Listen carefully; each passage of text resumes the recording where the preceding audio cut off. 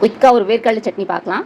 வறுத்த வேர்க்கடலை, ஒரு சின்ன பீஸ் புளி, காரத்துக்கு ஏற்ற பச்சை மிளகா, தேங்காய், வெங்காயம், பூண்டு, இதோடு சேர்த்து உப்பு சேர்த்து நாம் அரைச்சி தாளித்தா அருமையான சட்னி ரெடி ஆகிடும். ஒரு வாண்டியில் எண்ணெய் காய வச்சுட்டு கடுகு உளுத்த பருப்பு போட்டு தாளிச்சிக்கலாம். இந்த மாதிரி நல்லா பொரிஞ்சதுக்கப்புறம்